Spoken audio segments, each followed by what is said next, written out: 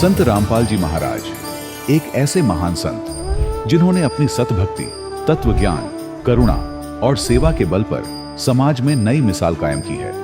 संत रामपाल जी महाराज की अगुवाई में उनके सभी सतलोक आश्रमों से समाज कल्याण के अद्भुत कार्यों ने समाज को सुनहरे भविष्य की एक नई उम्मीद दिखाई है। संत रामपाल जी महाराज से नाम दीक्षा लेने के बाद लाखों लोगों की लाइलाज बीमारियां जैसे कैंसर, एड्स आदि ठीक हुई। संत जी के ज्ञान से प्रेरित होकर उनके अनुयायियों ने लाखों यूनिट रक्तदान किया। संत जी ने लाखों बहन बेटियों का दहेज मुक्त विवाह करवाया।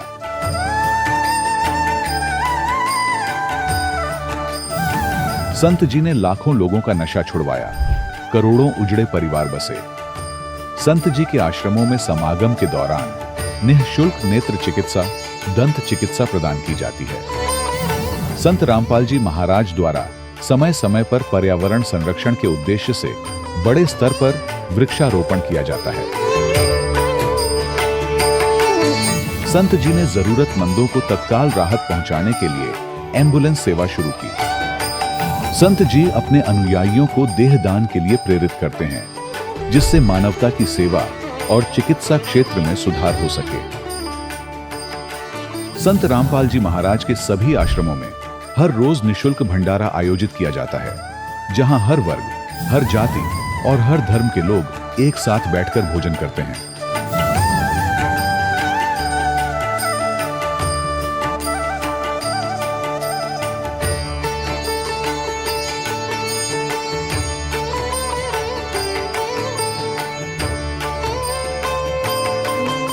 संत रामपाल जी महाराज की अन्नपूर्णा मुहिम ने गरीब और बेसहारा लोगों के जीवन में एक नई ऊर्जा और उम्मीद को जन्म दिया है। घर घर खाद्य सामग्री और जरूरी मदद पहुंचाकर संत रामपाल जी महाराज ने लोगों को दुख और मजबूरी से लड़ने की ताकत प्रदान की है।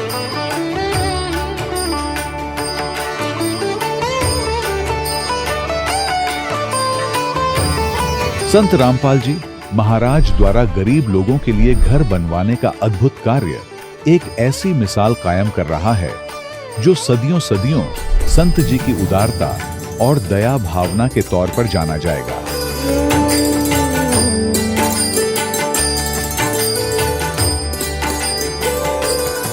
संत रामपाल जी महाराज ने हरियाणा सहित भारत के कई राज्यों में आई भीषण बाढ़ से अनेक गांवों और किसानों को बड़ी राहत दिलाई। तत्काल लाखों फुट पाइप और हजारों मोटर उपलब्ध कराकर किसानों के खेतों और गांवों में भरे बाढ़ के पानी को बाहर निकालकर उनको नया जीवन दान प्रदान किया। आज संत रामपाल जी महाराज को किसानों के मसीहा के तौर पर देखा जा रहा है। जगह जगह उनके लिए सम्मान समारोह आयोजित हो रहे हैं। संत रामपाल जी महाराज के आश्रम में हजारों बुजुर्गों को सम्मान और प्यार के साथ जीवन जीने का अवसर मिलता है। उनके खाने, रहने और स्वास्थ्य की पूरी जिम्मेदारी संत रामपाल जी महाराज उठाते हैं।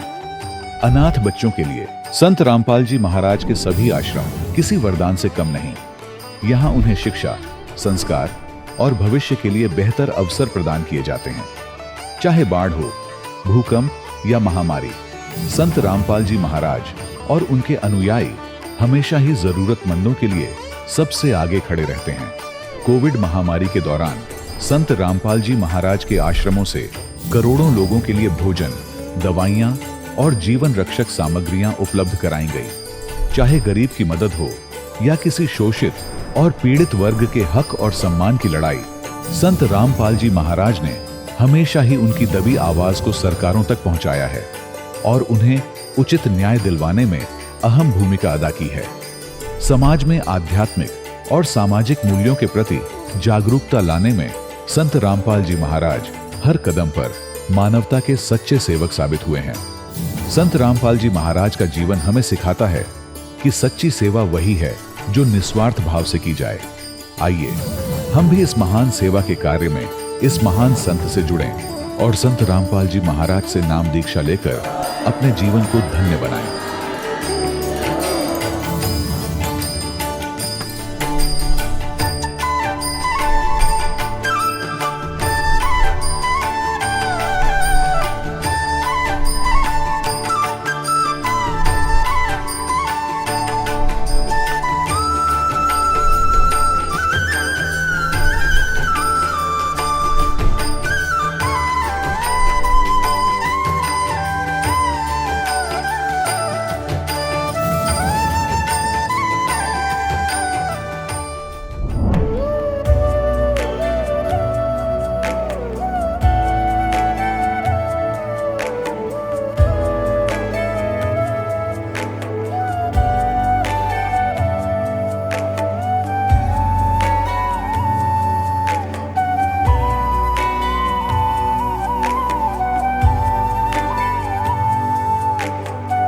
प्रभु राम देव भगवान अल्लाह खुदा ईश आदि नाम एक ही शक्ति के हैं। वो कैसा है, कहां है, कैसे मिलता है, किसने देखा है?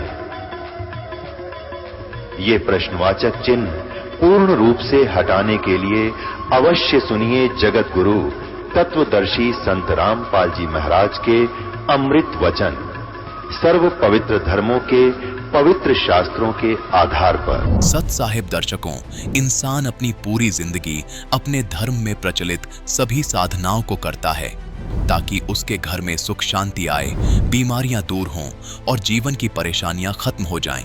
लेकिन जब इन सब प्रयासों के बावजूद भी बीमारियां और परेशानियां उसके जीवन में बनी रहें, तो मन में यह सवाल उठने लगता है कि क्या सच में मैं शास्त्र अनुसार भक्ति कर रहा हूं?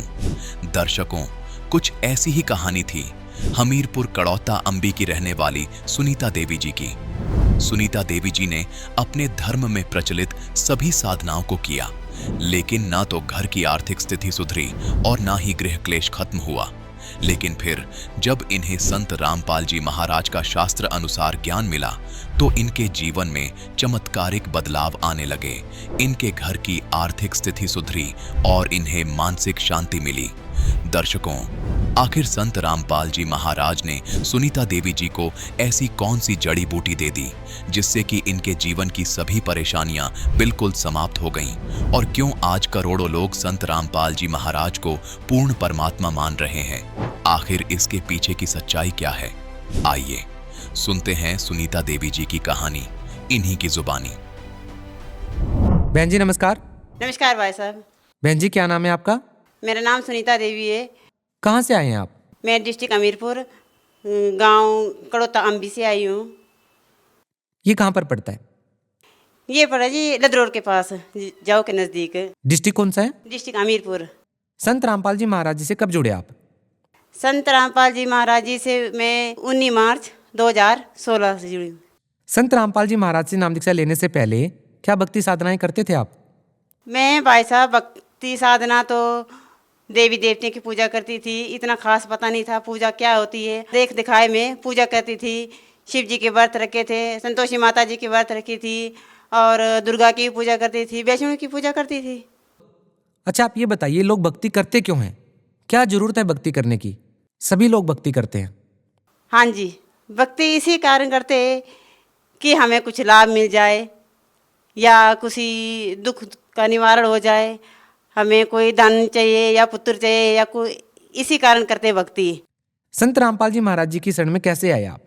भाई साहब, संत रामपाल जी महाराज के शरण में हम हमारे पड़ोस में वहाँ पर एक बिमला देवी भक्तमती जी है, माता जी बोलते उनको, और उन्होंने मुझे एक ज्ञान गंगा किताब दी है और उन्होंने इतना पूछा मेरे से, अगर सुनीता जी आप इस किताब को पढ़ोगे तब मैं आपको किताब दूंगी, नहीं पढ़ोगे तो मैं नहीं दूंगी। मैंने कहा नहीं माता जी, हम किताब ज़रूर पढ़ेंगे, आप हमें किताब दो और मैं किताब पढ़ूंगी।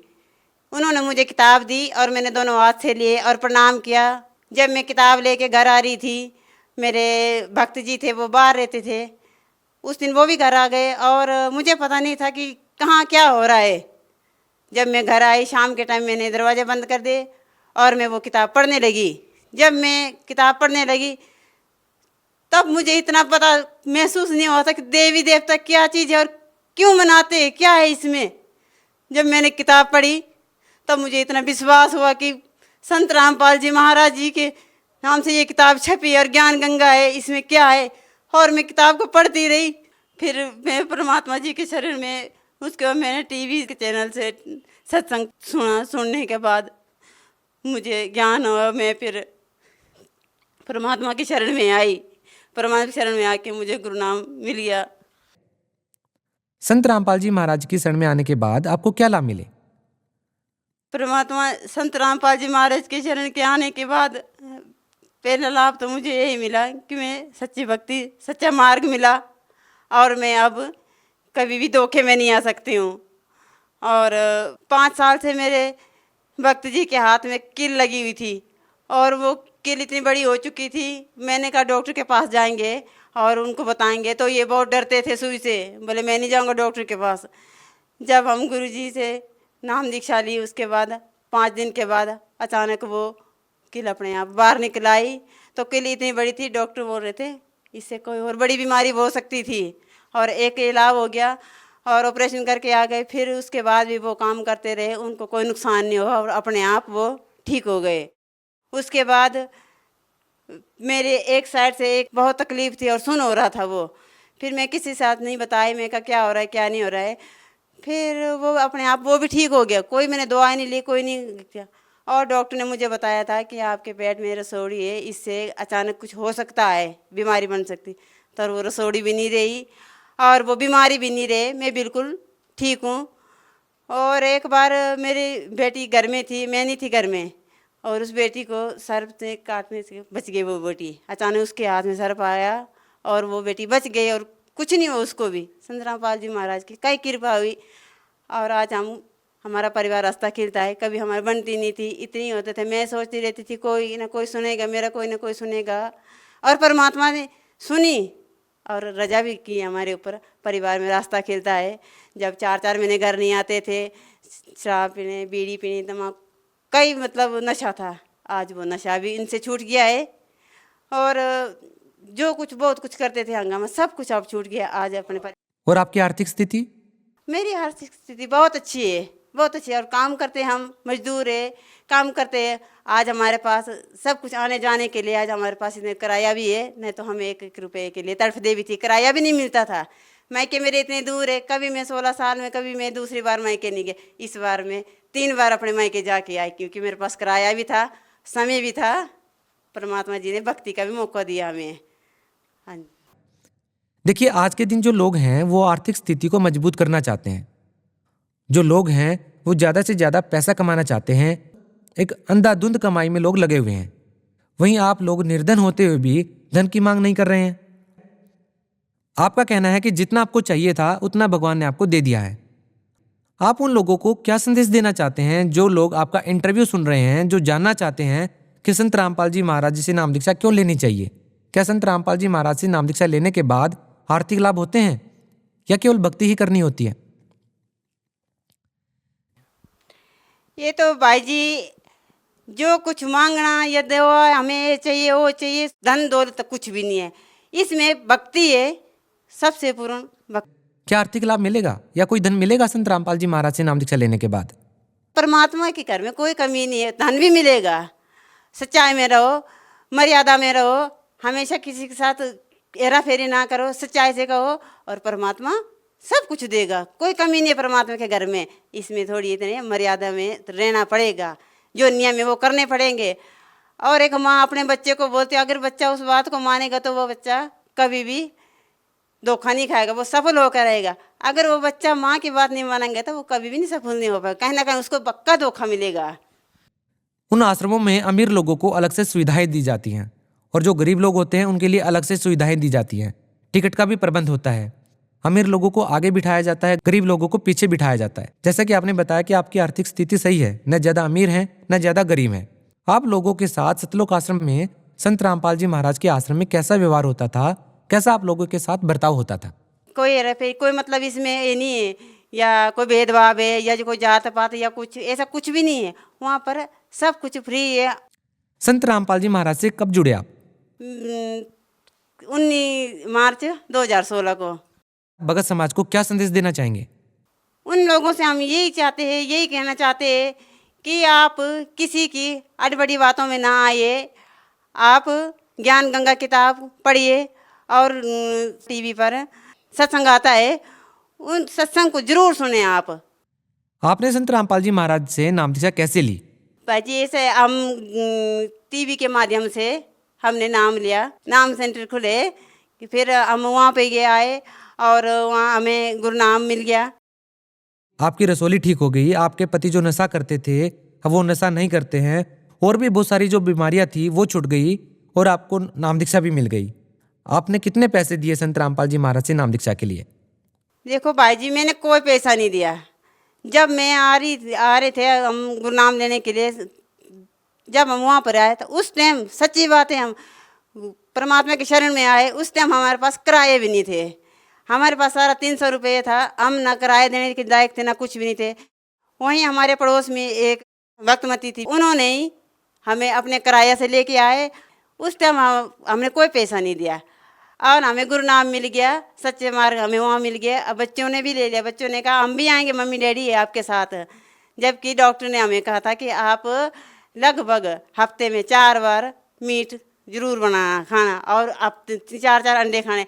परमात्मा जी ने ऐसी रजा की, ना कोई अंडे खाए, ना कोई मीट खाए, ना कोई दवा ली, मैं बिल्कुल ठीक हो गई। आज मैं सारा दिन भर काम करती हूँ, मुझे कोई तकलीफ़ नहीं है और वो दर्द पीड़ पाड़ कुछ मुझे कोई तकलीफ नहीं, मैं बिल्कुल सही हूँ अब मैं।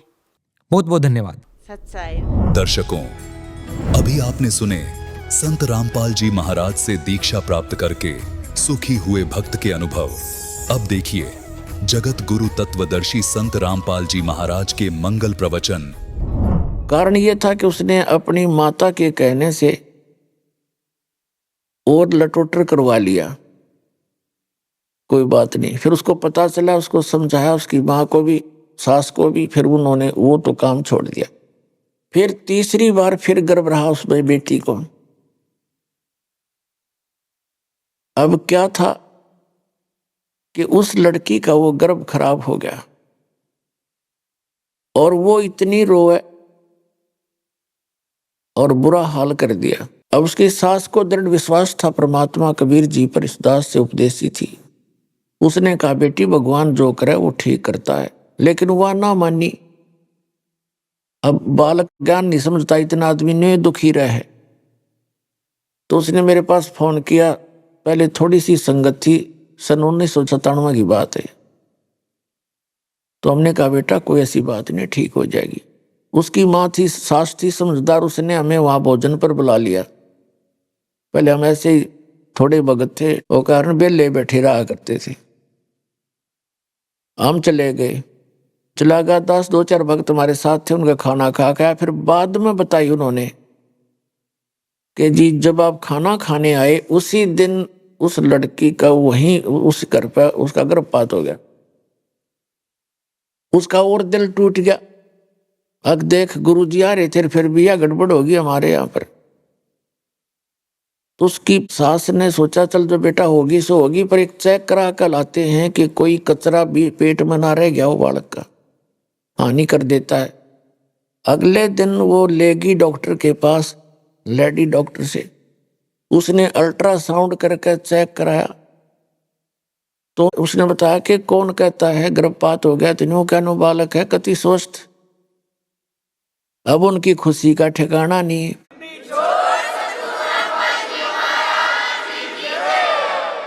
फिर मैंने कहा बेटी नाम दोबारा ले, तेरा अविश्वास हो गया भगवान में। अब नाम दोबारा लिया और बड़ी फूली फूली फिर खुश होगी, दृढ़ हुआ विश्वास। 3 महीने के बाद, पुराने समय की बात है, तो अल्ट्रासाउंड करते नहीं लड़का लड़की बताने का। 3 महीने के बाद उसने अपनी माँ के साथ जाकर सास को छोड़कर अलग से और चेक कराने चली गई, लड़का है या लड़की, व लड़की पाई। फिर रोआ बुरी तरह अपनी सासू दोहरा के, बता लड़की होगी, हाय नू हो गया नू। उसकी सासू बोली बेटा तू चिंता ना करे, स्त्री लड़की ने मैं पाल दूंगी, मैं ब्याह दूंगी। मारा वो अच्छी नौकरी था उसका पति, माड़ा मन ना करे, तू भक्ति कर ले, नवलियों के फायदा हुआ। अपना आत्मा विचार करके देखो। ये मैं सिर्फ एक संसारिक व्यवहार की बात बता रहा हूं कि हम इतने कमजोर हो गए। हमारा स्वभाव ऐसा हो गया ऊंट के सा, ऊंट जैसा हो गया जैसे ऊंट का ऊपर सामान धरे जब भी रो रडावे आ करे, और तारे जब भी नौकरा आ करे। उसने नेना बता तेरा लाभ हो रहा, कहानी हो रही है। चलो वजन धरे जब तक रोवे बेसे, और तारे जब भी रडाओ हडा हडा करे तो बोझ घटाओ भगवान, हम फिर भी रोआ, और धरे जब तले रोना है ही। तो वो परमात्मा तो सब कुछ कर सकता है, उसकी लीला कुछ भी करो। उसने वो लड़की पहले संस्कार खत्म करे था उस बेटी का, पर वह ना मानी। तो ले बेटी अपना ले ले, और फिर रोनो का हमरा लड़की होगी, कर्म ठोक। फिर उसको बता दिया साफ शब्दों में, अगर भक्ति करनी है तो ढंग से कर, पूरा विश्वास कर। तो उस दिन के बाद उसका पूरा विश्वास के साथ लगी, अगला लड़का दे दिया। तो कहने का भाव ये है पुण्यात्माओं, हमने इस मार्ग में लगने के लिए परमात्मा के इन फार्मूलों को अपने ऊपर लागू करना पड़ेगा। ज्यों राखे त्यों ही रहूं, हमरा क्या चारा, खाने जाद खरीद हूं गुलाम तुम्हारा। कि जैसे राखोगे दाता ज्यों ही रहूंगा, और जो देवोगे सो खाऊं। फिर देखना इस मालिक की मेहर आपको ऊपर कैसे वर्षा होने लगेगी। तो पुण्यात्मा, दास आपको ये बताना चाह रहा है कि इस परमात्मा की शरण में आने के लिए आप असंख्य जन्मों से भटक रहे हो, असंख्य जन्मों से अच्छे अच्छे कुर्बानियां भी मालिक के नाम पर आपने की है, घर भी छोड़ दिए, परिवार भी त्याग गए हो, जंगलों में बैठकर भी मालाएं फेरी हैं, हठ योग तप भी किए हैं, लेकिन मोक्ष नहीं हो पाया। फिर आपके जन्म होते रहे, जैसे आपको बताया था कि कोट जन्म तन भरमत हो गए, कुछ ना हाथ लग्या रे, कुकर सुकर खरबा बोरे कौआ हंस बगारे। कोटि जन्म तू राजा की ना मिटी न मन की आशा, भिक्षुकों के दर दर घूमया मिला ना निर्गुण रासा। तो असंख्य जन्मों से आप भक्ति भी करते रहे हो, परमात्मा के लिए शीश तक दे दिए हैं आपने। जैसे काशी के अंदर हमारे धर्म गुरुओं ने एक ऐसा गलत प्रोसीजर चलाया था, एक ऐसा गलत धारणा पैदा कर दी थी कि जो व्यक्ति काशी में मरेगा, जिसकी मृत्यु बनारस में होगी, वो सीधा स्वर्ग जाएगा।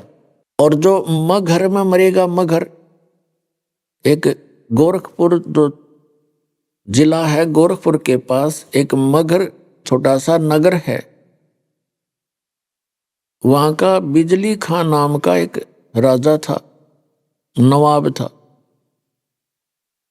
तो वहां के हिंदू धर्म के गुरुओं ने, ब्राह्मणों ने ये अफवाह फैला रखी थी कि जो मगहर में मरेगा वो तो गधा बनेगा। और क्योंकि उन्होंने बता रखा था कि भगवान शिव ने उस क्षेत्र को श्राप दे रखा है, और वहां एक नदी बहा करती थी, आमी नाम था उसका, आमी।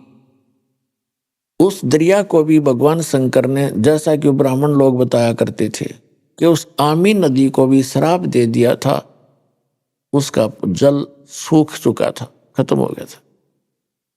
तो वो सब कथाएं सुनाया करते थे कि मगहर में कोई मत मरियो, वहां तो गधा बनेगा वहां मरने वाला, और काशी में जो मरता है वो सीधा स्वर्ग जाता है। परमात्मा कबीर जी कहा करते कि ये तुम्हारे धर्मगुरु गलत बता रहे हैं भक्तों, इन कख भी पता नहीं है, ये झूठे हैं।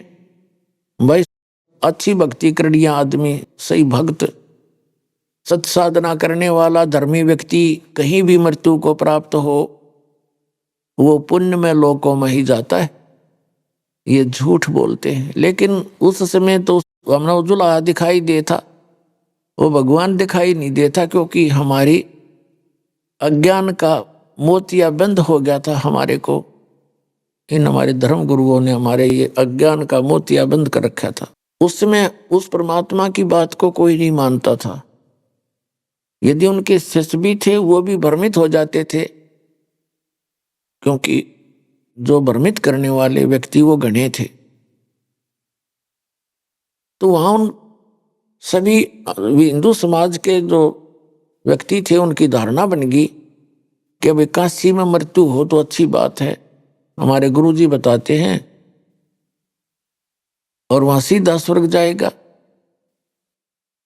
तो धीरे धीरे ऐसी परंपरा पड़ गई कि जो पैसे वाले व्यक्ति थे, विशेषकर हमारे ब्राह्मण गुरुओं की आंट में, इनके जाल में ये लालाजी गणे फंस गए, ये बनिए।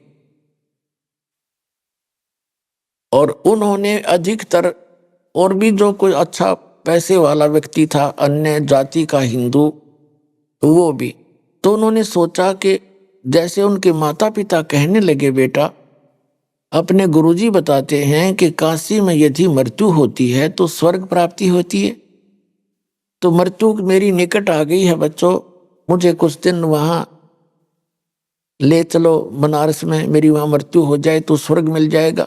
तो बच्चे सोचा करते हैं कि तुम्हारे माता पिता ने सारी उम्र तुम्हारे लिए कितनी मेहनत की, मजदूरी की, और तुम्हारे को कितने प्यार से पाला पोसा, और क्या हम इतना नहीं कर सकते?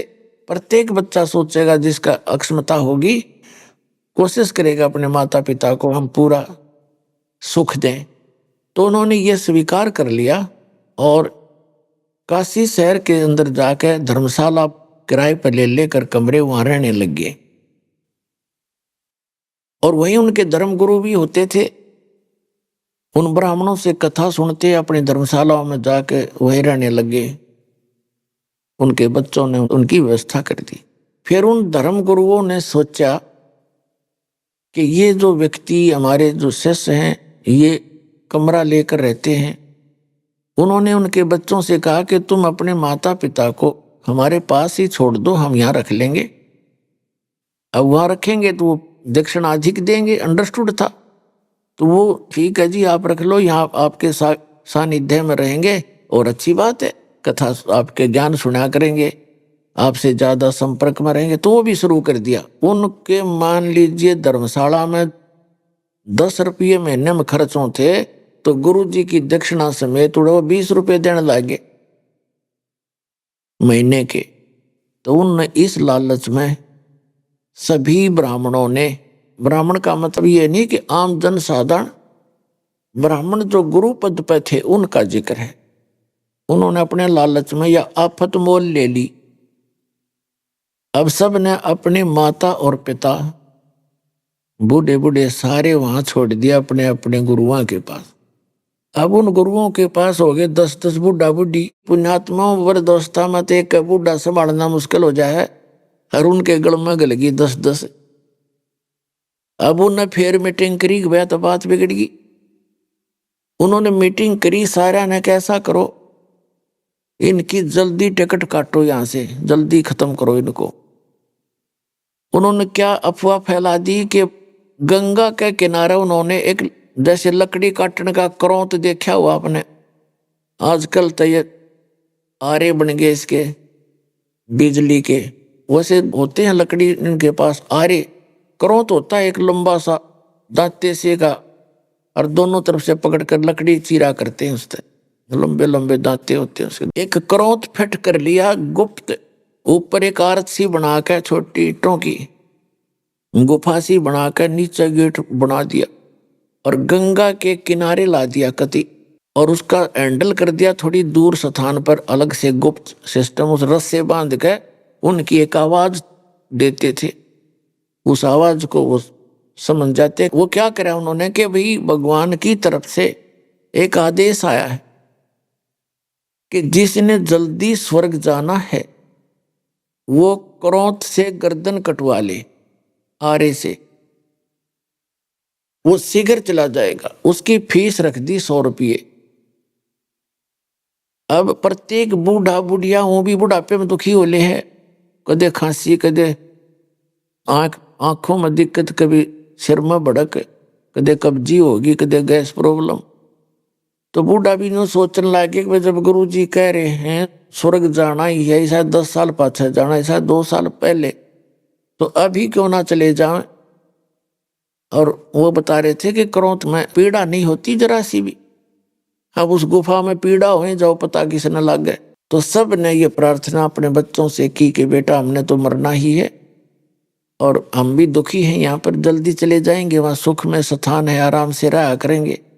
पुण्यात्माओं इतने विश्वासी थे हम, इतने भगवान पर विश्वास करते थे, इन नकली गुरुओं पर इतना विश्वास करते थे, ये सिर काटने की कहा करते, हम सिर भी कटवाने लागे, लेकिन इनके पास कख नहीं था, बकवाद थी सारी। तो एक गजब की रिवाज पड़ गई हुआ, बूढ़ा बुढ़िया वृद्धावस्था में आप दुखी होले है, नो सोचे भगवान।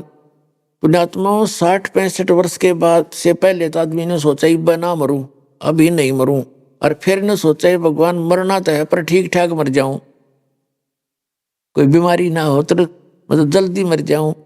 फिर मरण की तो डेफिनेट होता है, उसके बाद मृत्यु तो आई, पर न सोचने लग जाए वैसे मर जाऊं पर ठीक ठाक मर जाऊं, भुगत का ना मरूं। इस दृष्टिकोण से उन्होंने वो भी स्वीकार किया। अब कई बार ऐसा होता था कि वो आवाज लगाते कि हे भगवान आपकी प्यारी आत्मा आ रही है, करौंत भेजो। वो दो एजेंट बैठे थे वो मूवमेंट कर देते उनका, वो करौंत आ जाता, 2 बहला देते हो गर्दन आर पार, और फिर वो वापस कर देते हो, ऊपर फिट हो जाता हो, दिखता नहीं, आर्च में गए। ऐसी आर्च बना दी इसके अंदर से, जैसे इसके नीचे से आता काट कर उल्टा इसका वहां फिट हो जाता ऊपर, और वो दिखता नहीं। तो वो आम आदमी भी हैरान भाई, कुछ भी नहीं करोता है यार, देख गर्दन कट गई माता पिता की। और उसको वहीं गंगा में सरका देते, अगो हो गया जल प्रवाह, लकड़ी लकड़िया की भी चिंता कोई ना, गंगा में सरका देते, ले भाई कर दो अंतिम संस्कार। फिर उनके स्वर्ग में भेज दिया, और फिर नो कहीं इसकी 13वीं करो, और फिर श्राद्ध शुरू करो। वो स्वर्ग में कित भेजा तुमने, देख किसी अक्ल मार रखी थी हमारी। तो कहने का भाव ये है पुण्यात्माओं के हमने वो गर्दन भी कटवानी शुरू कर ली, पर भी झूठों पर विश्वास करके, ताकि परमात्मा प्राप्ति हो जाए। तो इसलिए परमात्मा कहते हैं लख बर सूरा जूझ ही लख बर सावत दे, लख बर यति जहान में तब सतगुरु शरणा ले। लख बर सूरा यानी सूरवीर व्यक्ति एक बहुत पुण्यकर्मी प्राणी होता है, उसके अंदर भेदभाव नहीं होता, उसके अंदर दुराचार नहीं होता, उसके अंदर एक विशेष क्वालिटी होती है कि वो ना तो अन्याय किसी पर करया करे और ना अन्याय वो सहन कर सकता।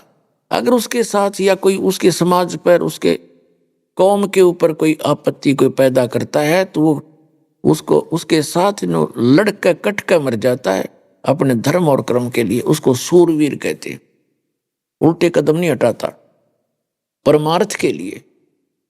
लख बर सूरा जूझ ही लख बर सावत दे।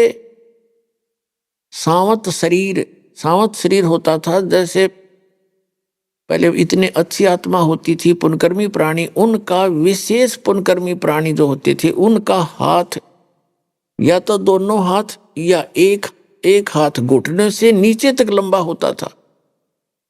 आदरणीय गरीबदास साहिब जी भी सावत थे, सावत शरीर था गरीबदास साहिब जी का, जो गांव छुड़ाने जिला जज्जरवाड़े का। दोनों हाथ घुटनों से नीचे तक जाया करते थे। लेकिन भक्ति ना मिले, सतगुरु नहीं मिले, तो भी दुखी रहेगा इंसान। तो कहते हैं लख बर सूरा जूझ ही लख बर सावत दे, और लख बर यति जहान में। जैसे हनुमान जैसे यति थे, कोई स्त्री ग्रहण करी नहीं। यति के अंदर भी एक विशेष गुण होता है, वो परमार्थ में अपना जीवन डिवोट कर देता है। जैसे पहले हनुमान जी बाली के भाई सुग्रीव का खास वफादार था, फिर श्री राम के ऊपर आपत्ति का पता लग गया तो उनके लिए जी जानते हैं अपना कति तन मन धन से समर्पित हो गया। तो इस प्रकार कहते हैं ऐसे ऐसे यति भी रहे, परमार्थ में आपने अपना जीवन भी लगा दिया, वो तो अच्छी बात है, लेकिन मोक्ष नहीं हुआ। लेकिन आगे चलकर ऐसी ही आत्माओं को ये समय मिलता है, क्योंकि उनका स्वभाव अच्छा रहता है, स्वार्थ नहीं परमार्थ रहता है, और भक्ति की कसक उनमें युगों युगों बनी रहती है। तो उनमें से आप हैं जिनको आज या सतगुरु परमात्मा कबीर जी की शरण प्राप्त हुई है। लख बर सूरा जूझ ही लख बर सावत दे, लख बर यति जहान में तब सतगुरु शरणा ले। फिर बताते हैं कि ये झूठे गुरुओं की आप पहचान नहीं कर सकते, झूठे और सच्चे की। जैसे ज्ञान के वक्ता की कोई कमी नहीं, कहते हैं वक्ता कोट अनंत है, श्रोता कोट अनंत, और दानी करोड़ अनंत है, वह बिरले साधु संत। फिर कहते हैं गोरख से ज्ञानी गणे, और सुख दे जति जिहान, और सीता सी बहु भारिया, ये संत दूर स्थान। परम संत का मिलना भी बड़ी मुश्किल है। कहते हैं गोरख जैसे ज्ञानी गणे, गोरख जी को परमात्मा मिले थे, परमेश्वर कबीर जी, क्योंकि परमात्मा के गुणों में लिखा है कि वो अच्छी आत्माओं को मिलते हैं, उनको ज्ञान सुनाते हैं। पुण्यात्माओं, ये अध्यात्म मार्ग के अंदर इतना अड़ंगा अड़ा दिया इन लोगों ने, अज्ञानी संतों ऋषि वर्तमान के कल योगियों ने। इन्होंने तो ऐसी बात बिगाड़ दी कि ऐसा नहीं हो सकता, भक्ति ऐसा नहीं हो सकता, ये संभव नहीं है, ऐसा नहीं है। जब सातों समुद्र को एक ऋषि ने एक घूंट में पी लिया, ऐसे चलो उठाई थी और न्यों पी गया, खाली हो गए सारे। आज के इन कलयुगी ऋषि महर्षि इनका कति समझ में नहीं आवे, और विज्ञान के ये तोड़े हुए इनका कति समझ में नहीं आवे, ऐसा हो ही नहीं सकता। तो जहां बुद्धि हमारी इतनी गिर गई, इसको ऊपर वही उठाना है, इसको अंधविश्वास कहा करते हैं। तो ब्लाइंड वो बात फेथ है, अंधविश्वास है, हम नहीं मानते। भक्ति मार्ग में अंधविश्वास ही सफल होता है, लेकिन गलत स्थान पर अंधविश्वास करना, ब्लाइंड फेथ करना, यानी कति ब्लाइंड फेथ का मतलब समर्पित हो जाना, चाहे कुछ भी है उसमें ऑब्जेक्शन नहीं होना। ये है तो यहीं से भक्ति की जो करने की विधि तो यहां से स्टार्ट होती है, लेकिन इन्होंने वो गिरा दी। जैसे उन झूठे गुरुओं के कहने से गर्दन कटाने लगे, वो ब्लाइंड फेथ किया, उन्होंने दुरुपयोग किया। अब जब इस ज्ञान से आप परिचित हो जाओगे, इस भगवान से परिचित हो जाओगे, फिर आपने ऐसे ब्लाइंड फेथ फेर करना पड़ेगा। पर यथा स्थान पर किया ब्लाइंड फेथ आपका लाभ देगा, वो हानिकारक था। तो जो प्रसंग चल रहा है कि गोरखनाथ जी, ये नाथ परंपरा के जो जैसे भी कोई भी पितर हैं, आप पितर तो आप खूब समझते हो, भूत बन जाते हैं, पितर बन जाते हैं।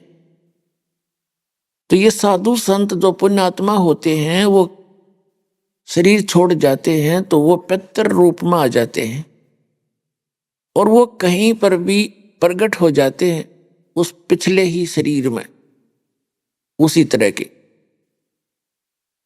जैसे हम पहले सुना करते थे कि गोपी चंद और भर्तरी अमर हो गए, और फिर हम ये भी सुना करते गोपी चंद और भर्तरी कहीं भी आ जाते हैं। एक ने वहां देखे थे, आपस में लड़े थे, कोई समझ नहीं सका, थोड़ी देर में चले गए, फिर किसी संत ने बताया तो गोपी चंद और भर्तरी थे। तो कहने का भाव ये है कि गोपी चंद और भर्तरी जब आड़े यही धक्के खा रहे हैं तो मुक्त की तो हुए, अमर कहाँ हुए? अमर स्थान तो गीता अध्याय नंबर 15 के श्लोक नंबर 4 में कहा है कि तत्वदर्शी संत की प्राप्ति के उपरांत परमेश्वर के उस परम पद की खोज करनी चाहिए, जहां जाने के बाद साधक कभी लौट कर वापस नहीं आते। तो वह भक्ति इनको मिली ही नहीं। गीता के अंदाता कहता मैं नहीं जानता उसको, चौथे अध्याय के 34वें श्लोक कि उस तत्व ज्ञान को तू तत्वदर्शी संतों के पास जाकर समझ। जैसे आपके पितर हैं, वो मृत्यु को प्राप्त हो गए, लेकिन ममता आप में न्यों की न्यों है उनकी, और कुछ उनकी बसावा नहीं, बैठे बैठे वहां बस दुखी हो जाते, उनकी आवाज आप सुन नहीं सकते, वो आपके आसपास भी घूम घाम कर बैठ जाते एक तरफ, वो कहना कुछ चावर तुम सुनते नहीं। तो इस तरह की स्थिति होती, कुछ ऐसे भक्ति होती है उनकी, पिछले कुछ संस्कार रह जाते हैं तो वो प्रकट हो सकते हैं, उनका शरीर दिखाई दे सकता है, और बाकी तो डिस्चार्ज हो जाते हैं, सारी इनकी पुण्य वो नहीं दिखते फिर। तो गोरखनाथ जी नाथ परंपरा से संबंधित थे, और काशी के अंदर बनारस में स्वामी रामानंद जी जो थे, स्वामी रामानंद जी जो परमात्मा ने अपने गुरु बनाए थे एक परंपरा बनाए रखने के लिए, उनका बोलबाला बहुत हो गया था। यानी वैष्णव परंपरा से थे रामानंद जी, तो वैष्णव परंपरा का काफी फैलाव हो गया था, उन्नति हो गई थी। और नाथ परंपरा के केवल सिद्धि शादी करते रहते हैं, उनको ज्ञान घना होता नहीं। रामानंद जी ने 1400 ऋषि शिष्य बना रखे थे ब्राह्मण, और वो प्रचार किया करते थे। नाथ परंपरा सुकड़ गई थी, बिल्कुल थोड़े से रह गए थे किता किता, उनका कोई लोग आदर नहीं करते थे।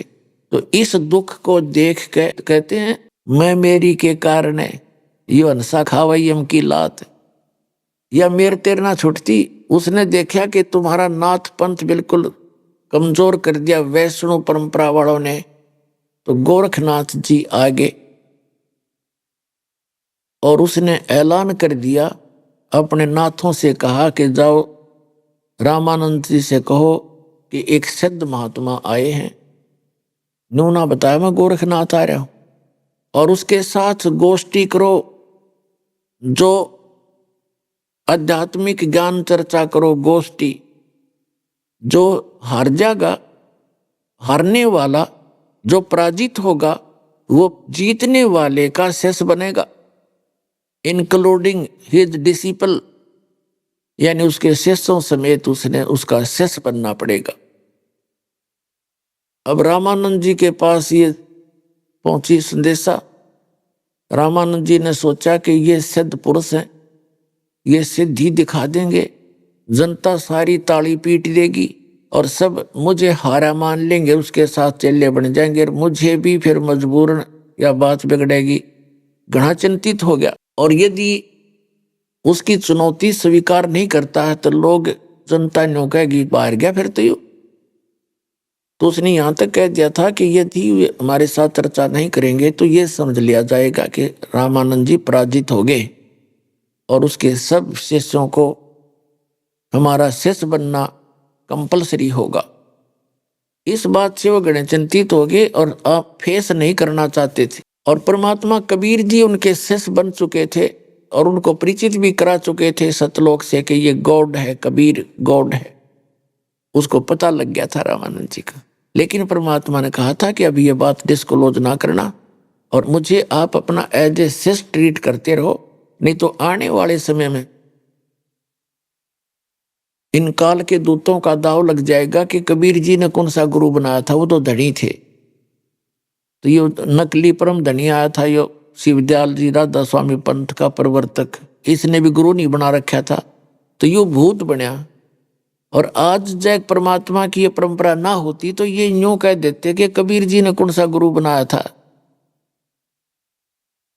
तो वो परंपरा बनाए रखने के लिए जब कबीर परमेश्वर जी को पता चला, 12-13 वर्ष की उम्र के बच्चे थे, यानी 5 वर्ष की आयु में तो परमात्मा से परिचित करा दिया था रामानंद जी को परमेश्वर ने। 5-7 वर्ष के बाद की बात है। तो परमात्मा ने कहा रामानंद जी को चिंतित देख करके, गुरुदेव आप किस बात से चिंतित हैं?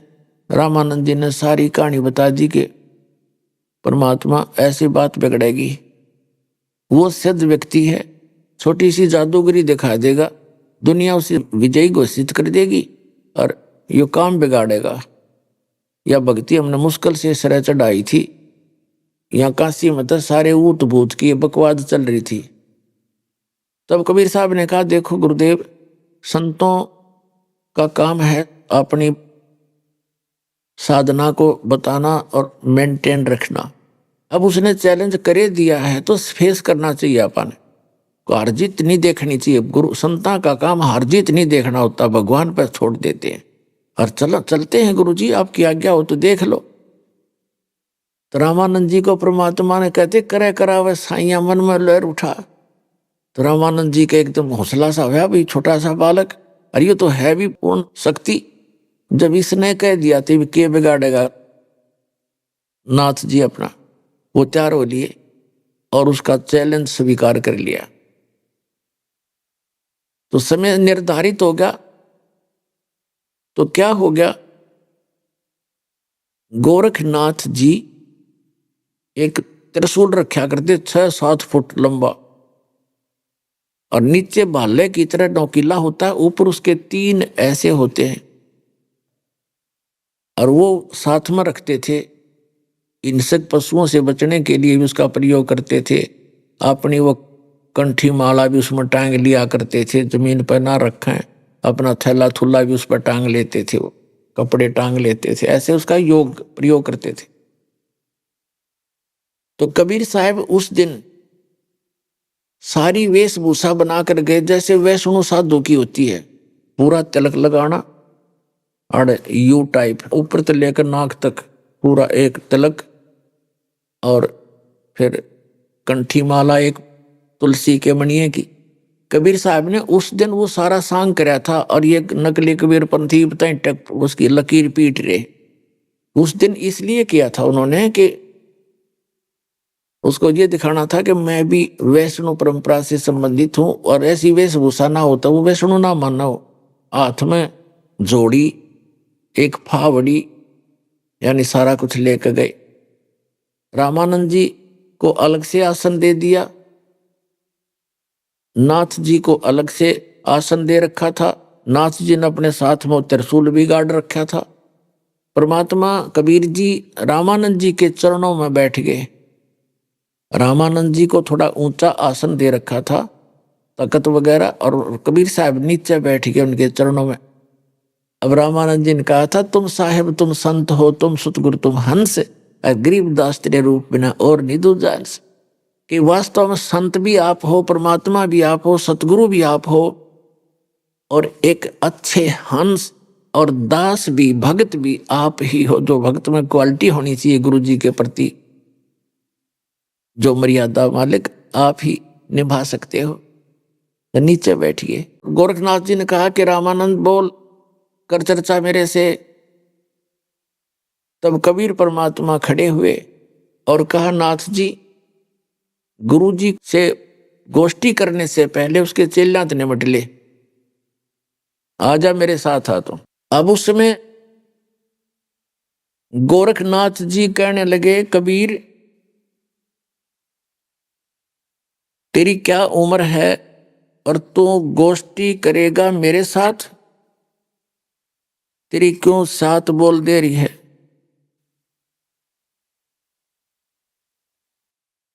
अब आपको परमात्मा की वाणी सुनाते हैं जो उनके साथ वार्ता हुई थी।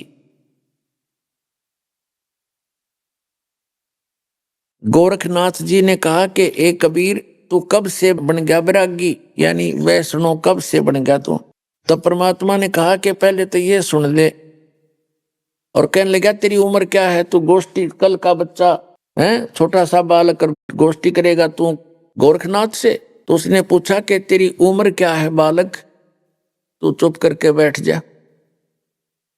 और कहते हैं पहलवान के साथ उसी उम्र का और उसी वेट का गुल है तो अच्छा लगता है, तू बैठ जा, यानी तुझे मैं के समझूं। उसका कहने का भाव ये था। और कहा, तेरी उम्र क्या है, कितनी उम्र है तेरी? तो परमात्मा ने कहा, सूक्ष्म वेद में लिखा है कि योगी गोरखनाथ प्रतापी, अर्थासों तेज पृथ्वी कापी, काशी नगर में 100 पग पर ही, रामानंद से चर्चा कर ही, चर्चा में गोरख जय पावे, और कंठी तोड़ तिलक छुड़वावे। सत कबीर शिष जो भय हो, यह वरंता सो सुन ले हो। गोरखनाथ के डर के मारे, बैरागी नी भेख संवारे, तब कबीर आज्ञा अनुसारा, वैष्णो सकल स्वरूप संवारा। सो सुध गोरखनाथ को पही, काशी नगर शीघ्र चल आयो। रामानंद को खबर पठाई, चर्चा करो मेरे संग भाई। रामानंद की पहली पौड़ी, और सत कबीर बैठे तिस ठोरी। रामानंद जी आसन पर बैठे थे, उनके नीचे कबीर भगवान बैठ गए। कबीर परमेश्वर से नाथ जी ने कहा कि कब के भय बैरागी कबीर जी, आप कब से भय बैरागी? अब परमात्मा कहते हैं, सुन ले गोरखनाथ, नाथ जी मैं जब से भया बैरागी, मेरी आद अंत सुध लागी। आदि अंत। अभी आपने सुने संत रामपाल जी महाराज के मंगल प्रवचन। आइए अब सुनते हैं संत रामपाल जी महाराज से नाम दीक्षा लेकर सतभक्ति करके अद्भुत लाभ प्राप्त करने वाले अनुयायी के विचार। क्या हो जब कोई व्यक्ति अपने जीवन में सुख और शांति प्राप्त करने के लिए अपना पूरा जीवन भगवान की भक्ति में समर्पित कर दे, फिर भी उसके जीवन में दुख और बीमारियां उसका पीछा न छोड़े। उसके जीवन में न शारीरिक सुख हो और न ही मानसिक शांति। दर्शकों, कुछ ऐसी ही कहानी थी उत्तर प्रदेश के रहने वाले सतेंद्र प्रजापति जी की।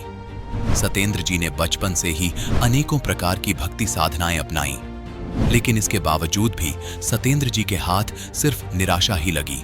लेकिन आज सतेंद्र जी का कहना है कि जब से मैंने संत रामपाल जी महाराज की शरण ग्रहण की है, तब से मेरा जीवन पूर्ण रूप से बदल गया है। मेरी और मेरे परिवार की बीमारियां समाप्त हो गई हैं। यह सब मेरे गुरुजी संत रामपाल जी महाराज जी द्वारा दी गई शास्त्रानुकूल भक्ति साधना का ही परिणाम है। दर्शकों, आखिर सतेंद्र प्रजापति जी ऐसा क्यों कह रहे हैं? इसके पीछे की सच्चाई क्या है? आइए सुनते हैं सतेंद्र जी की कहानी उन्हीं की जुबानी। सर नमस्कार। जी नमस्कार। सर क्या नाम है आपका? जी मेरा नाम सतेंद्र प्रजापति है। सतेंद्र जी कहाँ से आए आप? जी मेरा गांव दफ्तरा, तहसील गुन्नौर, डिस्ट्रिक्ट संभल, उत्तर प्रदेश से हूँ जी। सर संत रामपाल जी महाराज से नाम दीक्षा लेने से पहले आप क्या भक्ति साधना करते थे? सर संत रामपाल जी महाराज जी से नाम दीक्षा लेने से पहले जो समाज में जो पारंपरिक साधनाएं होती हैं उसी को किए जा रहे थे। और सबसे हमारे जो आज पूरे परिवार में और ये सभी सर्वप्रथम हम नानक साहिब जी की पूजा किया करते थे। उसके साथ साथ जो भी साधनाएं थी, जन्माष्टमी आ गई तो कृष्ण जी को मनाया करते थे, नौ दुर्गा व्रत रहा करते थे, शिव तेरस आई तो शिव जी को मना लिया करते थे। ऐसे करके हम ये सभी साधना कर रहे थे। सर जैसा कि आपने बताया कि आप हिंदू धर्म में प्रचलित सभी प्रकार की पूजा करते थे, तो सर जब आप पारंपरिक पूजाएं सभी प्रकार की कर ही रहे थे तो फिर आपने संत रामपाल जी महाराज जी की शरण क्यों ली? जब ये सभी साधनाएं कर ही रहे थे तो इनसे हमारे को कोई भी लाभ नहीं हो रहा था और हानि पर हानि ही हो रही थी। और मेरे को ये विश्वास नहीं हो रहा था कि भाई हम इतनी साधना कर रहे हैं, इन सभी साधनाओं को करते करते हमारे को भगवान से जो मिलने वाला लाभ है वो क्यों नहीं मिल पा रहा है। बड़ा दुखी हो रहे थे। और इन सभी देवी देवताओं को, नानक साहिब जी को बड़े हृदय से पुकारा करते थे कि भगवान, अगर वास्तविक आप भगवान हो तो हमारे को सुख दो, हमारे शरीर में सुख दो, हमारे को मतलब हर एक प्रकार से सुख दो। मगर ऐसा कुछ हो नहीं रहा था। इन सभी साधनाओं को करके हमारे को ऐसा कुछ लाभ मिल नहीं रहा था। सर जैसा कि आपने बताया कि जो पारंपरिक पूजाएं आप कर रहे थे उनसे आपको कोई लाभ नहीं मिला, तो हमारा आपसे ये सवाल है कि जब आपको उन साधनाओं को करने से कोई लाभ नहीं मिला तो फिर आप संत रामपाल जी महाराज जी के शरण में क्यों गए? हम एक बार पूर्णागिरी गए थे। पूर्णागिरी जैसे वहाँ पर जो श्रद्धालु होते हैं जिस तरीके से जो कर रहे थे उसी तरीके से हम भी किए जा रहे थे। जब वहाँ घूमने के बाद में जब हम ट्रेन में आकर के बैठ गए तो वहाँ एक भगत संत रामपाल जी महाराज का शिष्य, उन्होंने मेरे को 10 रुपये की एक ज्ञान गंगा पुस्तक दी और वो सभी ले रहे थे उस पुस्तक को, तो मैंने भी ले लिया कि भाई सभी ले रहे हैं, भाई आप भी ले लो। तो मैंने एक पुस्तक को 10 रुपये में ले लिया वहाँ से और ला करके हमने घर पे ला करके वो पुस्तक रख दी। और दास एक इलेक्ट्रीशियन मिस्त्री है, तो वहाँ दुकान पे काम करते करते अगर मेरे से कोई गलती हो जाती थी तो मेरे जो बड़े भाई हैं वो मेरे को पीट दिया करते थे। तो मैं घर पे आकर के और नाराज़ होकर के घर पे पहुँच जाया करता था। तो वहाँ पर मेरे मुंह में गुटखा भरा रहता था। ये सारे विषय किया करता था मैं। तो अंदर से ही प्रेरणा होती थी कि भाई तेरे घर में एक पुस्तक रखी है उसको पढ़ ले। तो उस पुस्तक को मैं उठा करके पढ़ने लग जाता। फिर मेरे अंदर प्रेरणा होती थी कि भाई गुटखा साफ़ कर ले, तो मैं उसको गुटखा साफ़ करता तो माँ कहती थी भाई तू तो अब बहुत बड़ा भगत जी बन गया, अभी तो गुटखा खा रहा था और अभी से तूने निकाल दिया, पुस्तक पढ़ने लग गया। तो ऐसा कुछ करते करते मेरे को ऐसे जो भाई मेरी पिटाई करते थे तो मैं बिल्कुल भूल जाता था। वो पुस्तक मुझे बिल्कुल शांत कर देती और फिर दूसरे दिन ही चाबी उठा करके अपनी दुकान पे चला जाता था और भूल जाता था कि भाई ने मेरी पिटाई की है। सर ऐसी कौन सी पुस्तक थी वो जिसको पढ़ने के बाद आपकी मानसिक परेशानी दूर हो जाती थी, मन को शांति मिलती थी? सर उस पुस्तक का नाम क्या है? जी उस पुस्तक का नाम ज्ञान गंगा है जी। उस पुस्तक को पढ़ने से, वह पुस्तक पढ़ने से मेरे को पूरी तरह से शांति मिल जाती थी और जो अंदर विकार उत्पन्न हुआ करते थे वो बिल्कुल सारे खत्म हो जाया करते थे। उस पुस्तक को पढ़ने से मतलब मैंने ज्ञान समझा और ज्ञान समझने के बाद में सतगुरुदेव जी से नाम दीक्षा ली। सर संत रामपाल जी महाराज से नाम दीक्षा लेने के बाद क्या आपको कोई लाभ मिला? क्योंकि हम जिस भी संत रामपाल जी महाराज जी के अनुयायी से मिलते हैं वो बताते हैं कि उनको नाम दीक्षा लेने के बाद अनेकों लाभ मिले। क्या आपको भी कोई लाभ मिला? मेरे को ये सबसे बड़ा लाभ ये मिला, मेरी शादी को 5 साल हो गए थे और पुत्र की प्राप्ति नहीं हो रही थी। तो संत रामपाल जी महाराज की शरण ग्रहण करके भक्ति करने से मुझे 2 बेटियां, 1 बेटा परमात्मा ने इस दास को दिए। एक छोटी बेटी जो है, दूसरे नंबर की जो बेटी है वो खेलते खेलते घर में खेल रही थी तो अंदर प्रवेश करते ही घर में वहाँ हमने एक प्रेस या हीटर लगाने के लिए एक बोर्ड लगा रखा है। तो वहाँ पर उस गुड़िया ने दोनों उंगली अपनी उस प्लग के अंदर डाल दी और वह बेटी तड़प तड़प के वह घर में ही मर गई। तो मेरी पत्नी बाहर काम कर रही थी तो वो किसी काम के लिए अंदर गई घर में, तो उसने देखा कि भाई बेटी ख़त्म हो गई है और उसने संत रामपाल जी महाराज को याद किया और उसने कहा संत रामपाल जी महाराज परमात्मा अगर आज ये बेटी मर गई तो आपसे मेरे पति का विश्वास उठ जाएगा, और जो गांव के अंदर जो भगत है वह भी आपसे विमुख हो जाएंगे। इसलिए परमात्मा, और जो मेरा बड़ा भाई है जेठ, वो भी हमारे को जीने नहीं देगा कि तुम्हारे गुरुजी भगवान थे तो आपके गुरुजी ने जिंदा क्यों ना करी। तो इतना कहते हुए उसने अपनी उस गुड़िया को उठा करके, जहाँ पर सदगुरुदेव जी का प्रणाम स्थल बना रखा है, वहाँ पर ले जा करके उसने उसको चरणामृत दिया। तो कुछ क्षण बाद वह बेटी उठ के खड़ी हो गई और गुरुजी की जहाँ पर तस्वीर लगी हुई थी वहाँ पर इशारा करके कहने लगी कि बाबा ने मुझे बचा लिया। बाबा गुरुजी की तस्वीर के सामने हाथ उठा करके कह रही थी, बाबा ने मुझे बचा लिया। और जी दास के साथ बहुत बार एक्सीडेंट भी हुआ है। परमात्मा ने उस एक्सीडेंट को भी बहुत हल्के में ही टाल दिया है। एक बार हम अपनी बाइक से आ रहे थे तो सामने बिल्कुल रास्ता खाली था, एक चौराहा था, नरेनी चौराहा, तो वहाँ पर हम बिल्कुल रास्ता साफ नज़र आ रहा था, तो हमने सोचा कि शायद निकल जाएंगे। फिर एक तफाक से एक रोडवेज आ गई। रोडवेज निकलते निकलते हमारी 90 की स्पीड पे बाइक थी, तो रोडवेज के पिछले हिस्से में जा करके लग गई। बहुत बड़ी टक्कर लगने के बावजूद भी संत रामपाल जी महाराज की दया से इस दास को वहाँ भी जीवन दान मिला।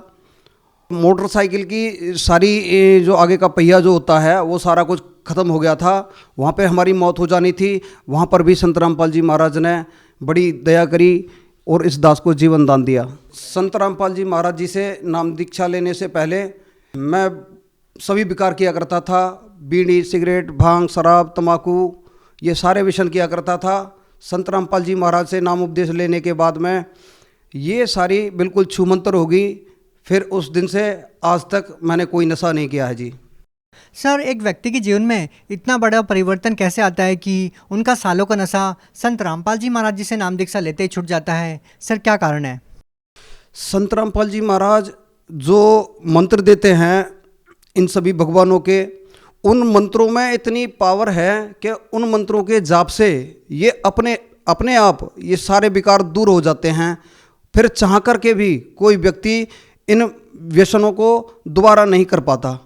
सर, अगर कोई व्यक्ति आपकी तरह अभी भी इतना नशा करता है और वो अपना नशा चाहकर भी नहीं छोड़ पा रहा है, तो क्या वो भी आपकी तरह संत रामपाल जी महाराज जी से नाम दीक्षा लेगा तो क्या उनका भी नशा छूट जाएगा? हाँ जी, 101%। कोई भी व्यक्ति कितना भी बड़ा नशेड़ी क्यों ना हो, नशे की तो बात छोड़ो, नाम दीक्षा लेने के बाद में कोई भी व्यक्ति चाहे कितना भी कर्जे में डूब गया हो, चाहे कितना भी बड़ा नशेड़ी हो, या किसी को कोई भी कितनी भी बड़ी बीमारी क्यों ना हो, संत रामपाल जी महाराज से नाम उपदेश लेकर भक्ति करने से सारे दुख दूर हो जाते हैं और परमात्मा मोक्ष भी प्रदान करते हैं। सर, भगत समाज को क्या संदेश देना चाहते हैं आप? मैं भक्त समाज को यही संदेश देना चाहता हूँ कि आज समाज में जो तरह तरह की जो साधनाएं कर रहे हैं उनसे कोई भी लाभ होने वाला नहीं है। एक बार संत रामपाल जी महाराज के ज्ञान को समझें, उनसे नाम उपदेश लें और अपना कल्याण करवाएं। जी, बहुत बहुत धन्यवाद। नमस्कार जी।